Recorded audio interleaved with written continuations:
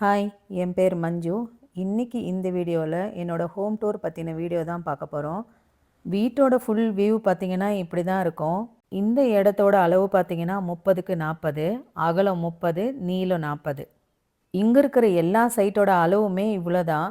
சைட்டோட face பார்த்தீங்கன்னா மேற்கு பார்த்த வாசப்படி தான். நான் ஏற்கனவே ஒரு வீடியோவில் சொன்ன மாதிரி இங்கே வீடு எல்லாமே பக்கத்தில் பக்கத்தில் இருக்கும். ஒரு வீட்டுக்கும் இன்னொரு வீட்டுக்கும் கேப் பார்த்தீங்கன்னா ரொம்ப கம்மி தான். அதனால தான் வீட்டில் வெளிச்சம் கம்மின்னு நான் அப்போவே சொன்னேன். ஸ்கை ரூஃப் வைக்கிறதுக்கான ரீசனும் அதுதான். இந்த வீடு பில்லர் கன்ஸ்ட்ரக்ஷன் இல்லைங்க. நாங்கள் வந்து 20 வருஷத்துக்கு முன்னாடி வீடு கட்டும் போது பில்லர் இல்லாமல் தான் வீடு கட்டினோம். அப்போ இருந்த சூழ்நிலை வாடகை வீட்டிலேருந்து சொந்த வீட்டுக்கு வந்தால் போதுன்ற எண்ணம் மட்டும்தான் இருந்துச்சே தவிர மற்ற எதுவுமே எங்கள் மைண்டுக்கு இல்லை. கீழே இருக்கிற இந்த கிரவுண்ட் ஃப்ளோரில் தான் 15 வருஷம் இருந்தோம். பில்லர் போடணுன்னா எக்ஸ்ட்ரா 1,50,000 ஆகும்னு சொன்னாங்க. அதிகமாக லோன் போட்டு ரிஸ்க் எடுக்க விரும்பலை. அதனால் பில்லர் போடாமலே தான் வீடு கட்டினோம். இன்ஜினியர் செவரு மேலே செவரு வச்சு கட்டினாலே இதில் 4 ஃப்ளோர் கட்டலான்னு சொன்னார். அப்படியே நம்ம மேலே கட்டினாலும் கீழே எப்படி இருக்கோ அதே மாதிரி தான் மேலே கட்ட போகிறோம். நாம் எங்கே டூப்ளெக்ஸ் கட்ட போகிறோம் தான் நினச்சோம். இது எல்லாமே கடவுளோட ஆசீர்வாதம் தான். எது நடக்கணும்னு இருக்கோ அது கண்டிப்பாக நிச்சயமாக நமக்கு நடக்கும். சரி வாங்க இப்போ மேலே போகலாம். ஸ்டேர்கேஸுக்கு கிரில் எல்லாமே இரும்பில் போடாமல் எஸ்எஸ் 304 தான் போட்டிருக்கோம். இரும்பில் போட்டாக்கா அடிக்கடி பெயிண்ட் அடிக்கணும். மெயின்டைன் பண்ணுறது ரொம்பவே கஷ்டம். எங்கள் வீட்டுக்கு ஆப்போசிட்டில் இருக்கிற சைட்டில் வீடு கட்டிகிட்டு இருக்காங்க. கிரானைட் கட் பண்ணி நோசிங் பண்ணுறதுனால ஏகப்பட்ட டஸ்ட்டு. இந்த வீட்டு வேலை முடிகிற வரைக்கும் ரொம்ப ரொம்ப கஷ்டங்க.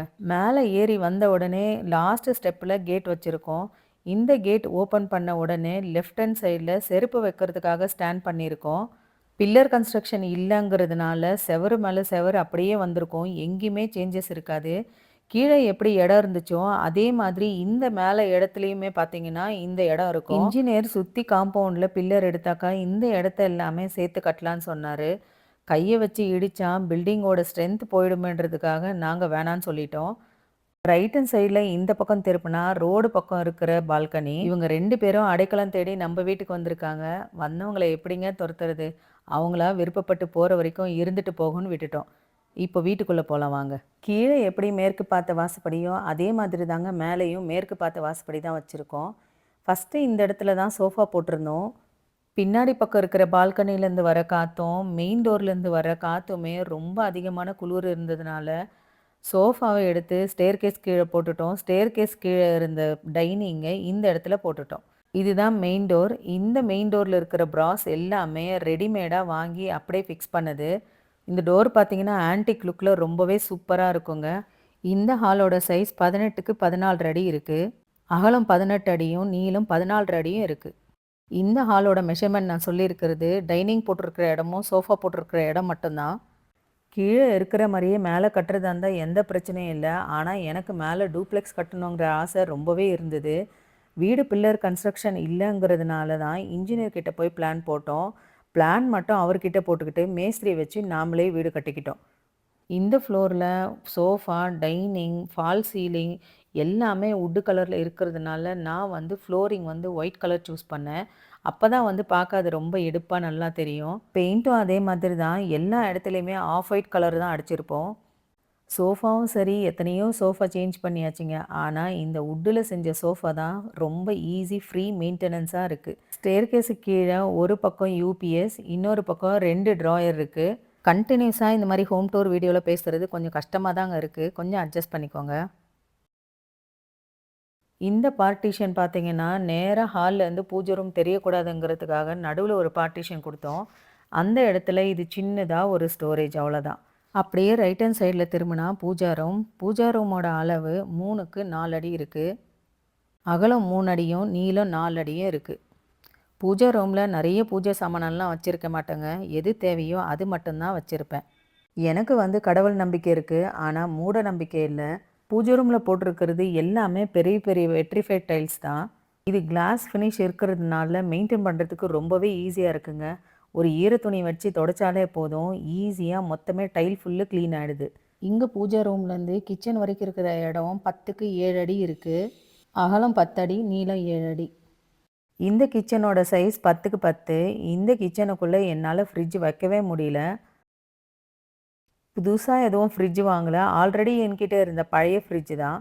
ஃப்ரிட்ஜோட டெப்த்து பார்த்தீங்கன்னாக்கா 2 அடி இருந்தது. அந்த 2 அடி ஃப்ரிட்ஜ் கொண்டாந்து இங்கே வச்சோம்னா ஃபுல் இடத்தையுமே ஃப்ரிட்ஜே ஆக்குபை பண்ணிக்குது. அதனால தான் நான் கிச்சன் உள்ள ஃப்ரிட்ஜ் வைக்காம வெளியே ஹாலில் ஃப்ரிட்ஜ் வச்சுட்டேன். கிச்சனில் ஃப்ரிட்ஜ் வைக்காததுனால எனக்கு கிச்சனில் ரொம்பவே தாராளமான இடம் இருக்குங்க. இந்த பால்கனிக்கு கிரில்லு ஃபோல்டபுள் கிரில்லு தான். வேணும்னா மடக்கி கூட இப்படி வச்சுக்கலாம்.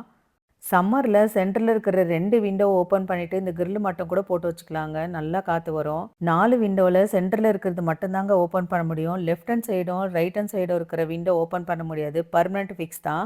இதில் வந்து 2த்துக்குமே மஸ்கிட்டோ நெட் போட்டிருக்கோம். எனக்கு வந்து பால்கனிக்கு கதவு வைக்க விருப்பம் இல்லை. அதே மாதிரி ஸ்லைடிங் டோர் வைக்கவும் எனக்கு விருப்பம் இல்லை. பெருசாக இந்த மாதிரி 4 விண்டோ வைக்கணும்னு ஆசை. அதனால தான் நான் இந்த மாதிரி வச்சேன். இப்போ வாங்க பால்கனிக்கு போகலாம். பால்கனியில் இருந்த துணி எல்லாமே எடுத்துகிட்டு உங்களுக்கு நான் காமிக்கிறேன். அப்போ தான் உங்களுக்கு கிளியராக தெரியும். இந்த பால்கனியோட சைஸ் அகலம் 16 அடியும் நீளம் 5 அடியும் இருக்குது. இந்த பால்கனி இங்கே இருக்கிறதுனால துணி துவைச்சி காய போடுறதுலேருந்து பாத்திரம் கழுவி வைக்கிறதுலேருந்து மாப்பு பக்கெட்டு இது எல்லாமே வைக்கிறதுக்கு இந்த இடம் ரொம்பவே யூஸ்ஃபுல்லாக இருக்குது. வீட்டுக்குள்ளே இருந்தால் கூட இந்த இடத்த அந்த அளவுக்கு நம்ம யூஸ் பண்ண மாட்டோம். வெளியே பால்கனியாக இருக்கிறதுனால இந்த இடம் பல விதத்தில் நமக்கு யூஸ்ஃபுல்லாக இருக்குது. அதே மாதிரி பால்கனியில் ஒரு பக்கம் நான் சிங்க்கும் போட்டிருக்கேன். இப்போ வீட்டுக்குள்ளே போகலாம். வீட்டுக்கு பின்னாடி பக்கத்துலேருந்து வியூ இந்த மாதிரி தாங்க இருக்கும். இந்த ஃபஸ்ட் ஃப்ளோரில் ஒரே ஒரு பெட்ரூம் தான். அது என் பையனோட பெட்ரூம். பகலில் அவன் அந்த ரூமில் தூங்கிட்டு இருந்ததுனால என்னால் வீடியோ எடுக்க முடியல. நைட் டைமில் தான் அந்த வீடியோ எடுத்தேன். இந்த ரூமோட சைஸ் 13க்கு 10. அகலம் 13 அடியும் நீளம் 10 அடியும் இருக்குது. நான் சொல்கிற மெஷர்மெண்ட் எல்லாமே செவரு போக உள் அளவு மட்டும்தாங்க சொல்லிக்கிட்டு இருக்கேன். இந்த ரூமுக்கு கட்டில் ப்ளைவுட்லேயே செய்ய வச்சுட்டோங்க. இது பர்மனெண்ட் ஃபிக்ஸ்டு கட்டில் தான். இதுக்கு கீழே ஸ்டோரேஜும் இருக்குது. இந்த கட்டில் 3 பேர் தாராளமாக படுக்கலாம். அந்த அளவுக்கு பெரிய கட்டில். இந்த ரூமுக்கு அப்படியே அட்டாச் பாத்ரூமும் இருக்குது. இந்த ஃபுல் ரூம் பற்றின ஃபுல் டீட்டெயிலான வீடியோ பார்க்கணுன்னு நினச்சிங்கன்னா டிஸ்கிரிப்ஷனில் லிங்க் கொடுக்குறேன். பார்க்கணுன்னு நினைக்கிறவங்க போய் பாருங்கள். இப்போ பாத்ரூம்லேருந்து இந்த பெட்ரூமோட வியூ எப்படி இருக்குன்னு காமிக்கிறேன் பாருங்கள். பாத்ரூம்லேருந்து பார்க்கும்போது வியூ இப்படி தாங்க இருக்கும். இந்த பாத்ரூமோட சைஸ் நீளம் 10 அடியும் அகலம் 4 அடியும் இருக்குது. வீட்டில் 3 பாத்ரூம் இருக்குது. 3 பாத்ரூமுக்குமே பார்த்தீங்கன்னா எல்லாத்துக்குமே கிளாஸ் பார்ட்டிஷன் கொடுத்துருப்போம். ஹஸ்பண்ட் கிட்ட ரொம்ப அடம் பண்ணி போட வச்சுங்க. என்னால் இவ்வளோ பெரிய பாத்ரூம் எல்லாம் என்னால் க்ளீன் பண்ண முடியாது. கிளாஸ் பார்ட்டிஷன் கண்டிப்பாக வேணும்னு வெட்டு ட்ரை தனித்தனியாக பிரித்து இதுக்கு கிளாஸ் பார்ட்டிஷன் போட்டோம். இந்த மாதிரி போட்டதுனால எனக்கு பாத்ரூம் க்ளீன் பண்ணுறது ரொம்பவே கஷ்டமாக ஒன்றும் தெரியறது இல்லைங்க. இப்போ நம்ம செகண்ட் ஃப்ளோருக்கு போகலாம். இந்த ஸ்டேர் கேஸோட அகலம் 3 அடி இருக்குது. ஸ்டேர் கேஸோட ஹைட்டு 6 இன்ச் இருக்குது. இந்த அளவுக்கு ஹைட்டு இருந்தால் தாங்க நம்ம நடக்கும் போது முட்டி வலி வரவே வராது. இந்த ஸ்டேர் கேஸ் மோல்டிங்க்கு எந்த வெயிட்டும் கிடையாதுங்க. செவத்தோட சப்போர்ட்டில் தான் இந்த ஸ்டேர் கேஸே இருக்குது. படிக்கட்டு இந்த அளவுக்கு அகலம் இருந்தால் தாங்க நம்ம பார்க்குறதுக்கும் ரொம்ப லுக்காக இருக்கும். இன்ஜினியர் நமக்கேற்ற மாதிரி சூப்பராகவே பிளான் போட்டு கொடுத்துருந்தாருங்க. இப்போ நம்ம செகண்ட் ஃப்ளோருக்கு வந்திருக்கோம். பாருங்கள், இந்த பக்கம் இருக்கிற ஸ்டேர் கேஸ் இந்த வாலோட சப்போர்ட்டில் இருக்குது. செகண்ட் ஃப்ளோரில் ஸ்கை ரூஃப் இருக்கிறதுனால லைட்டே இல்லாமல் இந்த அளவுக்கு வெளிச்சம் இருக்குங்க. இப்போ மேலே இருக்கிற ஒரு பெட்ரூமுக்கு நம்ம போகலாம். இந்த பெட்ரூம் ஆல்ரெடி நம்ம சேனலில் பெட்ரூம் ஆர்கனைசிங் வீடியோவில் இந்த ரூமை பற்றி போட்டிருப்பேன்.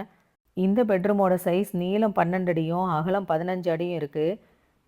இந்த பெட்ரூம் ரொம்பவே ஸ்பேஷியஸாக இருக்குது. கட்டில் சென்டரில் போட்டாலுமே கட்டிலுக்கு இந்த பக்கமும் அந்த பக்கமும் நல்ல தாராளமான இடம் இருக்குது. இந்த ரூமுக்குன்னு தனியாக நாங்கள் ட்ரெஸ்ஸிங் டேபிள் எதுவும் பண்ணலை. கிரவுண்ட் ஃப்ளோரில் இருந்த ட்ரெஸ்ஸிங் டேபிளே கொண்டு வந்து இங்கே வச்சுக்கிட்டோம். இந்த ரூமில் இருக்கிற கட்டலுமே பெரிய கட்டல் தான், குயின் சைஸ் கட்டல். நீங்கள் இப்போ பார்க்குற அந்த டோர் வந்து பால்கனியோட டோர். ஆப்போசிட்டில் வீடு கட்டுறதுனால பால்கனி ஃபுல்லாக டஸ்ட்டு. அதனால தான் என்னால் காமிக்க முடியல. ரைட் ஹேண்ட் சைடில் 2 பக்கம் வார்ட்ரோப்க்கு நடுவில் தான் பாத்ரூம் போகிற வழி இருக்கும். இந்த பாத்ரூமோட சைஸ் நீளம் 12 அடியும் அகலம் 5 அடியும் இருக்குது. ஒரு சின்ன ரூம் சைஸே இந்த பாத்ரூம் இருக்குங்க. இவ்வளோ பெரிய பாத்ரூம் இருக்கிறதுனால க்ளீன் பண்ண முடியாதுன்னு இந்த பாத்ரூமுக்குமே பார்த்தீங்கன்னா நாங்கள் கிளாஸ் பார்ட்டிஷன் போட்டிருக்கோம். இந்த மாதிரி பார்ட்டிஷன் போடுறதுனால நம்ம குளிக்கிற இடம் மட்டும்தான் நமக்கு தண்ணி ஆகுமே தவிர மற்ற இடத்துல தண்ணி விழாது. நமக்கு டைல்ஸ் அழுக்காகிறதும் குளிக்கிறதுல இருக்கிற டைல்ஸ் மட்டும்தான் அழுக்காகும். மற்ற இடத்துல இருக்கிற டைல்ஸ் அழுக்கே ஆகாது. வீட்டில் 3 பாத்ரூம் இருந்தாமே பாத்ரூம் மட்டும்தான் யூஸ் பண்ணுவாங்க. ஆனால் குளிக்கிறது இந்த ஒரு பாத்ரூமில் மட்டும்தான் எல்லாருமே குளிப்போம். இந்த ரூமில் கட்டலுக்கு லெஃப்ட் ஹேண்ட் சைடும் வார்ட்ரோப் இருக்குது, ரைட் ஹேண்ட் சைடுமே வார்ட்ரோப் இருக்குது. அது மட்டும் இல்லாமல் கட்டிலுக்கு அடியில் ஸ்டோரேஜுக்கான 2 ட்ராயருமே இருக்குது. நம்ம சேனலில் பெட்ரூம் ஆர்கனைசிங் வீடியோவில் இந்த பெட்ரூம் பற்றி போட்டிருப்பேன். பார்க்கணுன்னு நினைக்கிறவங்க பாருங்கள். முடிஞ்சால் டிஸ்கிரிப்ஷனில் நான் லிங்க் கொடுக்குறேன். வெளியே ஹாலில் பார்த்தீங்கன்னாலே தெரியும், செவத்தில் பட்டி அந்த அளவுக்கு பக்காவாக பார்த்துருப்பாங்க. கை வச்சு பார்த்தீங்கன்னா எந்த இடத்துலையுமே மேடு பள்ளமே இருக்காது. ஹஸ்பண்ட் ஆஃபீஸ்லேருந்து வந்த உடனே பெயிண்டர்கிட்ட சொல்லி ஃபோக்கஸ் லைட் அடித்து செவத்தில் காமிக்க சொல்லுவாங்க. எங்கேயாச்சும் கொஞ்சம் மேடு பள்ளம் தெரிஞ்சால் கூட மறுபடியும் தேய்க்க சொல்லுவாங்க. இப்போ இங்கே இருக்கிற இன்னொரு ரூம்குள்ளே போகலாம். இது என் பொண்ணோட பெட்ரூம்.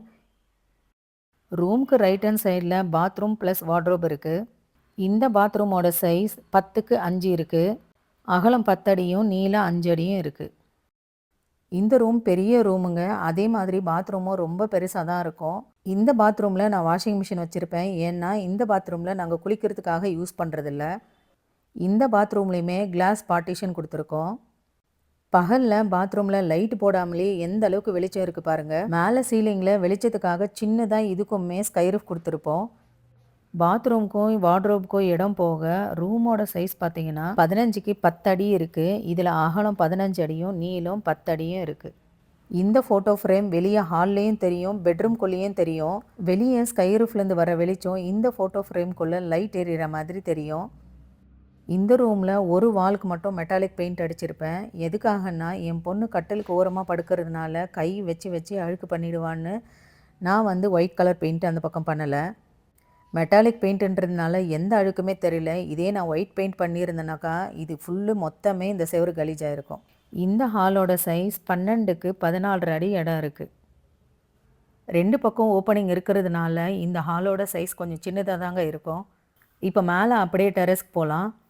வீடு ஃபுல்லாகவே ராயல் பெயிண்ட் தாங்க அடிச்சிருக்கோம். இந்த பெயிண்ட்டோட அட்வான்டேஜ் எங்கே அழுக்கானாலுமே ஈரத்துணி வச்சு துடைச்சா அப்படியே ஈஸியாக போயிடுது. வீடு கட்டும் போது பெயிண்ட் அடித்தது தான், இன்னும் இந்த வீட்டுக்கு பெயிண்ட் அடிக்கலை. இப்போவும் பார்த்தீங்கன்னா புதுசாக பெயிண்ட் பண்ண வீடு மாதிரி தான் இந்த வீடு இருக்கும். மேலே மொட்டை மாடிக்கு போகிற இடத்துல லெஃப்ட் ஹேண்ட் சைடில் நான் ஸ்டோரேஜுக்காக இந்த மாதிரி பண்ணியிருக்கேன். என்ன தான் நம்ம ரூமில் லாஃப்ட் பண்ணியிருந்தாலும் அந்த இடத்துல ஏறி ஏறி நம்ம எந்த பொருளை எடுக்கணுன்னாலும் கஷ்டம். அதுக்கு இன்னொருத்தரோட ஹெல்ப்பும் நமக்கு தேவை. இந்த இடத்துல ஊர்லேருந்து கொண்டு வர சாப்பாடு ரைஸு, இட்லி ரைஸு, ரேஷன் பச்சரிசி, ரேஷன் புழுங்கல் அரிசி எல்லாமே இந்த இடத்துல தான் வச்சுருப்பேன். இந்த அரிசி மூட்டை எல்லாமே மேலே நான் லாஃப்ட் மேலே வச்சா எனக்கு எடுக்கிறதுக்கும் தூக்குறதுக்கும் எவ்வளோ கஷ்டம் இருக்குது நீங்களே நினச்சி பாருங்கள். இந்த இடத்துல பெரிய கபோர்டும் ஒன்று பண்ணியிருக்கேன். இந்த கபோர்டில் கிச்சனுக்கு யூஸ் பண்ணி மிச்சம் எக்ஸ்ட்ரா இருக்கிற பாத்திரம் எல்லாமே இந்த இடத்துல கொண்டாந்து வச்சுருப்பேன். இந்த இடத்துல நான் வச்சுருக்கிறதுனால எனக்கு எடுக்கிறதும் ஈஸி, வைக்கிறதும் ரொம்ப ஈஸி. பசங்கக்கிட்ட சொன்னாலே போய் எந்த இடத்துல என்ன இருக்குதுன்னு போய் ஈஸியாக கொண்டு வந்துடுவாங்க. இதே நான் லாஃப்ட் மேலே வச்சுருந்தேன்னா தேடுறதும் கஷ்டம், எடுக்கிறதும் ரொம்பவே கஷ்டம். வீட்டில் என்னென்ன பொருள் எக்ஸ்ட்ரா இருக்கோ எல்லாத்தையுமே கொண்டாந்து பசங்க இங்கே மேலே வச்சுருவாங்க. எனக்கு டைம் கிடைக்கிறப்போ நான் இதை க்ளீன் பண்ணிவிடுவேன். இந்த இடத்துல ஃபுல்லுமே கிளாஸ் போட்டு ரூம் மாதிரி கூட பண்ணியிருக்கலாம். எங்களுக்கு தேவையில்லைன்றதுனால நாங்கள் எதுவுமே பண்ணலை. வீட்டுக்கு வர்றவங்க யாரும் இந்த அளவுக்கு மேலே வீட்டை பார்க்குறதும் இல்லை. இந்த ஸ்டோர் ரூம் இருக்கிற இடத்துல க்ளீன் பண்ணிட்டு தான் வீடியோ போடணும்னு நினச்சேன். சுபான்ற சிஸ்டர் கேட்டதுனால உடனடியாக வீடியோ போட்டுட்டேன். வாங்க இப்போ நம்ம கீழே போகலாம். அவ்வளோதாங்க, என்னோடய வீடு ஃபுல்லாகவே உங்களுக்கு நான் சுற்றி காமிச்சாச்சு. இவ்வளோ மேலே அடிக்கடி என்னால் மேலே வர முடியறது இல்லைங்க. அதிகமாக துணி இருந்தால் காய போட வருவேன், இல்லை ஸ்டோர் ரூமில் ஏதாவது வைக்கணும் இல்லை க்ளீன் பண்ணணுன்னா மேலே வருவேன். மற்ற டைமில் பசங்களை அனுப்பிச்சி தான் எல்லாமே எடுத்துகிட்டு வர சொல்லுவேன். இந்த செகண்ட் ஃப்ளோர்லேருந்து கீழே ஃபஸ்ட் ஃப்ளோர் காமிக்கிறேன் பாருங்கள், அதோட வியூ எப்படி இருக்குன்னு. மேலேருந்து பார்க்கும்போது கீழே வியூ அவ்வளோ சூப்பராக இருக்குங்க. வாங்க இப்போ அப்படியே கீழே ஃபஸ்ட் ஃப்ளோருக்கு போகலாம்.